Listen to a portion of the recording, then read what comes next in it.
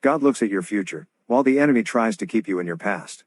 God says, you can, in spite of what has been done. The enemy says, you can't, because of what you have done.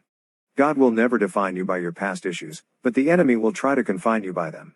Whether it is the good, bad, or ugly that dominates your life up until now, it is Satan's goal to keep you chained there. Never let your yesterday keep you from your tomorrow.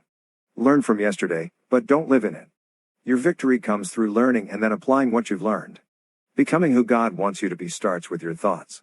Always remember that Satan's #1 strategy is to plant unhealthy thoughts in your mind, repeating them over and over until you start to think they are your own thoughts.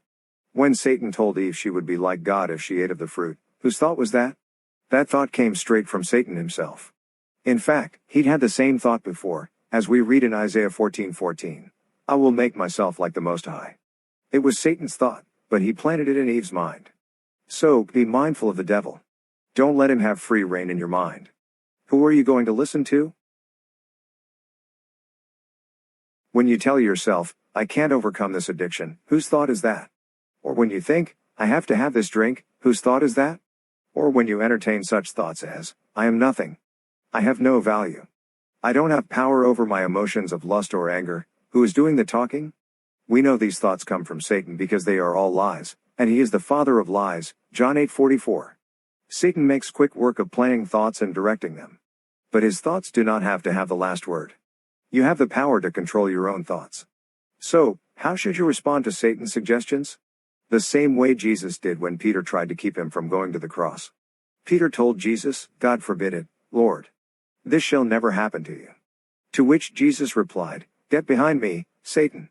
Matthew 16:22-23. Jesus knew that the words came from Peter, but the thoughts came from Satan. And when Satan gets into your mind, he gets into your actions. The key to overcoming him is to take your thoughts captive. How can a believer discern between thoughts planted by Satan and the believer's own thoughts? One reason Satan's strongholds are so powerful is that they become entrenched.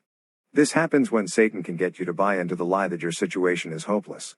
His goal is to get you to believe that by nature you are a drug addict or a manipulator or a negative person, that you are controlled by fear or shame, that nothing will ever change, and so on.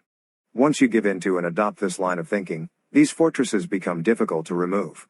Your behavior deteriorates even more since all of us act according to who we believe we are. The only solution is to tear down these fortresses by taking every thought captive to the obedience of Christ, 2 Corinthians 10:5. Reprogram your mind and release yourself from captivity. This is how you unleash your full potential and free yourself up to then help other men rise to do the same. The solution is twofold but straightforward. First, identify Christ's thoughts on a matter, and secondly, align your own thinking under the rule of his truth. Then the truth will set you free, John 8:32. In what areas of your life do you need to take your thoughts captive?